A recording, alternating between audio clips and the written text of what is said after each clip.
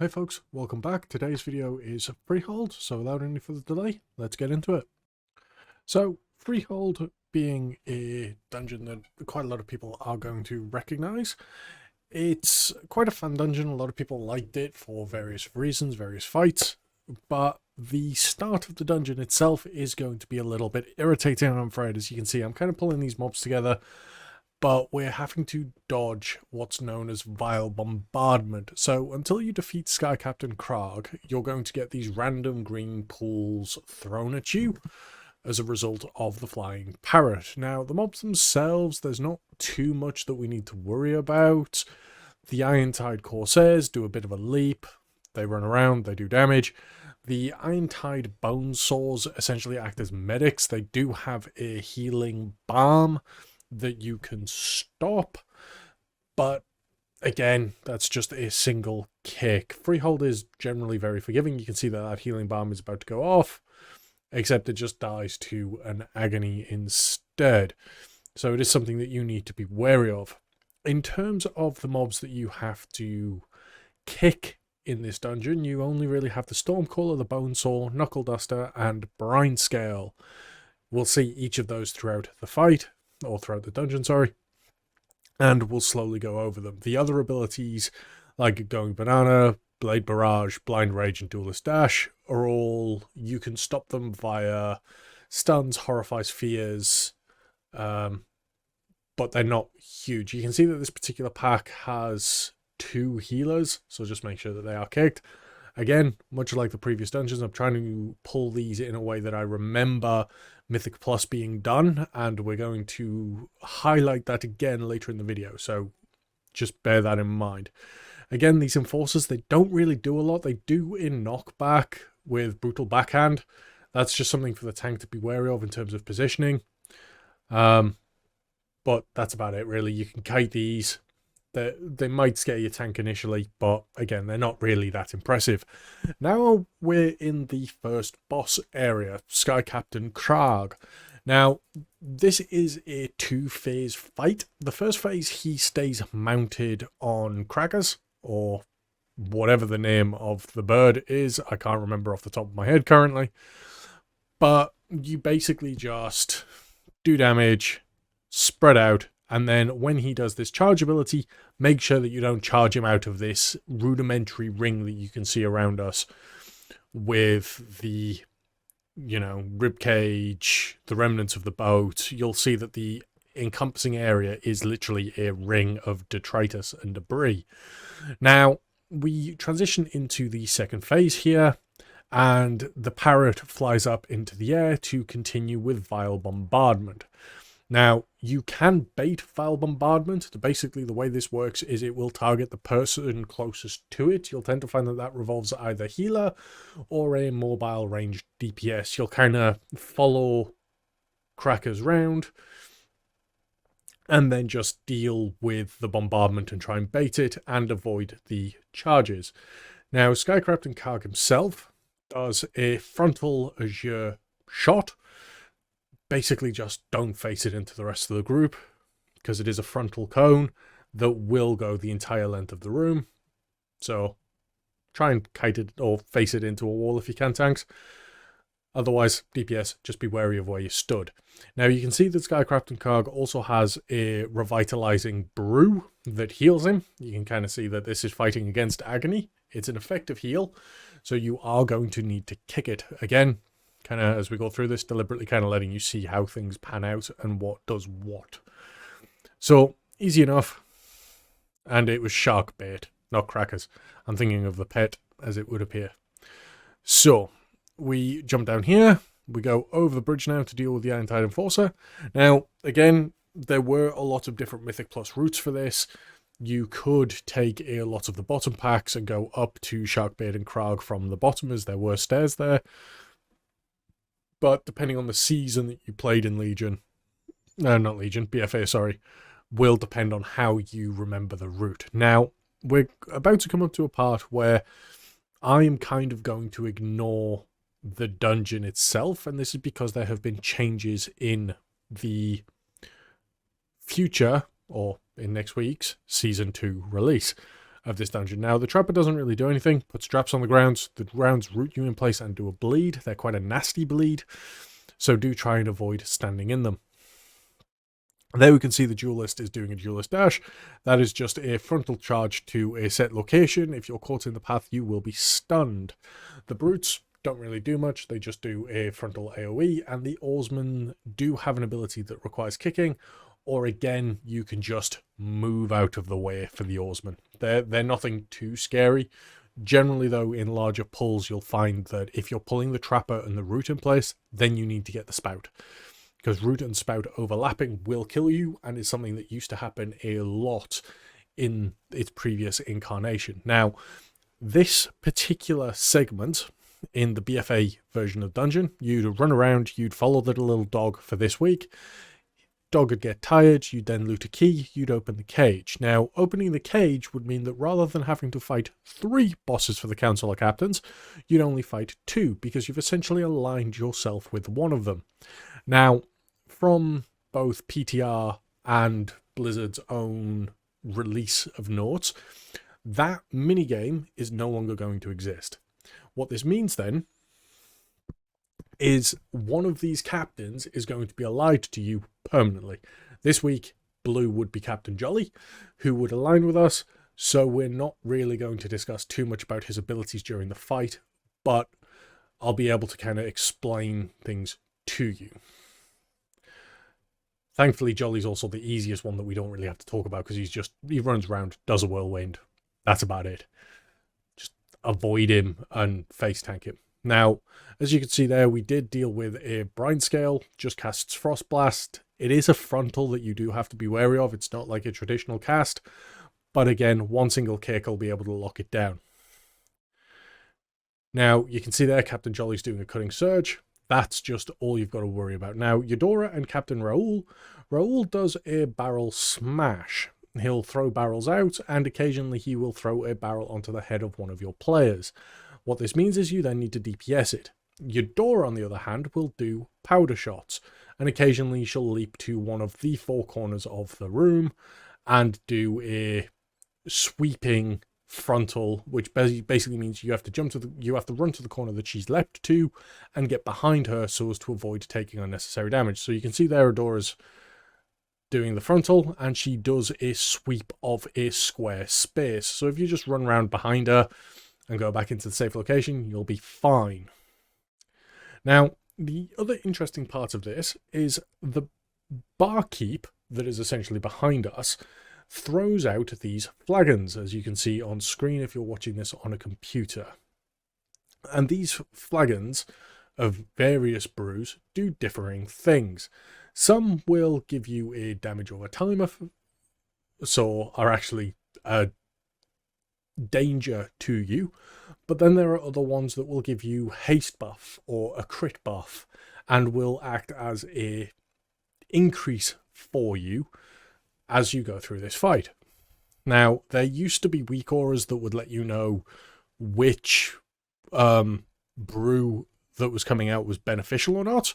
So like, for instance, there was a haste brew there, that's get thrown out, and I've picked that up, and I now have 30% haste for 10 seconds.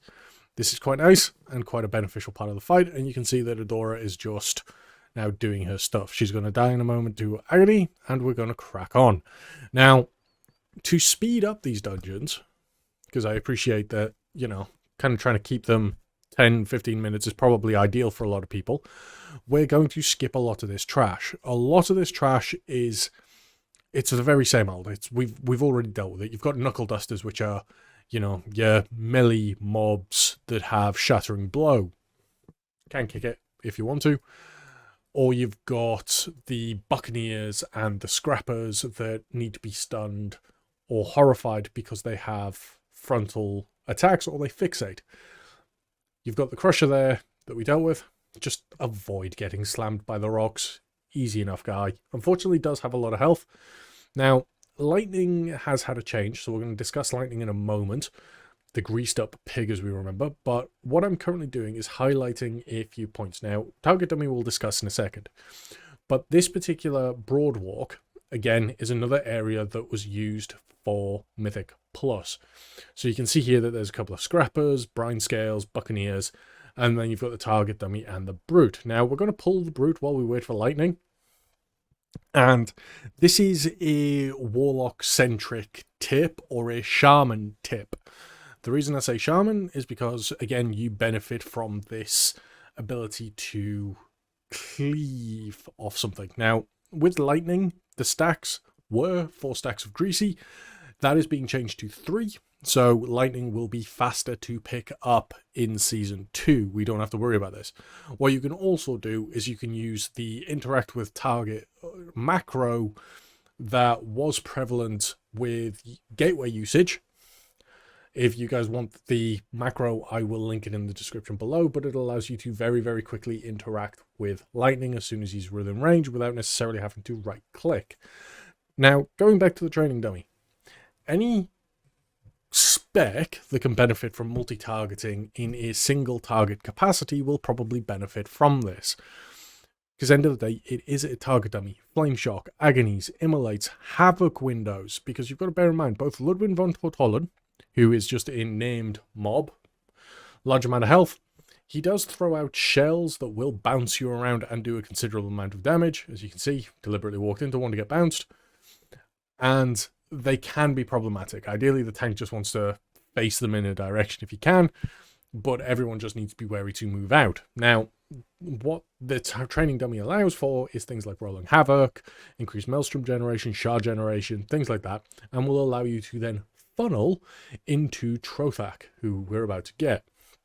Now, what you might find as well is, because there is a lot of roleplay with Trothak and this Ring of Blood, essentially, because it is the same 2 mobs responsible for all the other Ring of Bloods that we've done so far. So if you enjoy that, crack on. But both of elements within here, a lot of RP, you can pull mobs while you wait. So those Buccaneers and things that we're going to pull after this, you could pull ahead of time, especially if you have a ranged DPS to pull them down. Now, Trothak does 3 things, really. The first is he'll throw one of his 2 sharks, Sawtooth or the Hammerhead, and they will select a range, or they'll select the nearest target to them and chase them. This falls onto the healer or the ranged to run past them to gain aggro to pull them out for the melee DPS if you can. Remember, if it's safe to do so. Now, because I wasn't really doing a whole hell of a lot, Trothak respawned, but you can kind of see the premise here. So you have Hammer Shark, and Hammer Shark will follow you round. Now, because I've bugged him, he's just going to fly all around there as Trothak respawns. But you kind of get the picture, and this is what you have to be wary of. Now, Trothak will also do a whirlwind effect. So for melee DPS, you need to get out of it. Make sure you're not stacked too close. And then Trothak will also charge to whichever of his sharks is currently out before throwing his next one. Doing so mean you basically just have to get out of the way of the charge. Do not be between him and his shark, otherwise you're going to get flattened. And that is Trothak. Really simplified, very easy, and it's only if you want to use the training dummies can you kind of min-max a little bit of damage out there. Warlocks, making use of Rolling Havoc, for instance, as destruction would be ideal, or the shard generation from either Immolate or Agony. Demonology can't benefit from it too much, but you can see the Blind Rage here for the Scrapper is just a Fixate and an Enrage effect. You can stop it with a Soothe or a Trank or a Shiv, but generally you're just going to want to stun it and DPS. This pack will fall relatively easily, as was the way. Now we're just going to skip the 2 Brine Scales on the Scrapper for there. We're going to skip the Iron Crusher and go over the bridge. Generally, you'd actually jump over, because you can actually get above the Crusher and just jump him. And he does also patrol as well. Now, there's going to be an interesting thing here. You have the Stormcallers that have 2 casts. They have a Lightning Bolt and they have a Squall. You then have the Ravagers, Painful Motivation. If there's one thing I can teach you in this dungeon, especially if you haven't played this before, do not kick the Ravagers. Painful Motivation will cause them to rot their own health. They will lose health when it's cast. This means that you're going to be able to AoE the pack down And if you pull the Stormcallers in, so that they're not casting Lightning Bolt from range and can be affected by Painful Motivation, it will rot its health down. You can see there that Ravager died, and I've done nothing. I haven't cast anything. I'm just standing there. Now, Painful Motivation's about to go again, and you can see that these Buccaneers, the Oarsmen, the Stormcaller, they've lost health through this. And now I'm going to start casting up because the Ravagers are dead. But, as you can see, stacking these up and getting the Ravagers to cast Painful Motivation will help you. Now, a technique that was used in Mythic Plus back in BFA was the fact that the Ravagers would be pulled into larger packs and would basically detonate themselves. Now, what we've missed in that pack, because I have dodged the abilities, is that officer paired with those Buccaneers will throw out a healing reduction that needs to, the officer will throw out a healing reduction. And that healing reduction needs to be cleansed immediately by the healer. Just cleanse it, cure it, purify it, however you want to, or whatever your spell's called, just get rid of it. It'll make the tank's life easier. And remember that obviously the Buccaneers Blade Barrage is a frontal that you can dodge. You can dodge it, you can move from it, or you can just stun it. So just remember that is an option. Now, moving on to Harlan Sweet. This is an interesting one. Harlan Sweet himself has a few abilities. Realistically, you're going to want to lust at about 30% on Harlan, because it gets more manic the less health he has. But you want to stack up for this Cannon Barrage, because again, this is a Void Zone area that you want to clump up as best as you can. Now, rather than treating this completely as a Mythic Plus, I'm just dealing with it in the center of the room, but you can see that those Iron Grenadiers that just spawned, it is going to be the only one that spawns this dungeon. But that Grenadier will target a character, run towards it, and detonate. It's AoE damage. You want to snare them, root them, and they will combust on their own. They have a limited amount of time to run to you, and that's just something that you need to be wary of. So, Curse of Exhaustions, Warlocks, make use of it, and just snare if you can. If you can root, stun, horrify, or fear without necessarily damaging your DPS, do go for it. Now, the only other thing to note with Harlan, before we wrap up, is quite simply the fact that Harlan will do more abilities the less health he gets. He will cast more knockbacks, and he will do more damage. That's why you have that lust at 30%. Hopefully you guys have enjoyed this video, and I will see you all in the next one. Take care.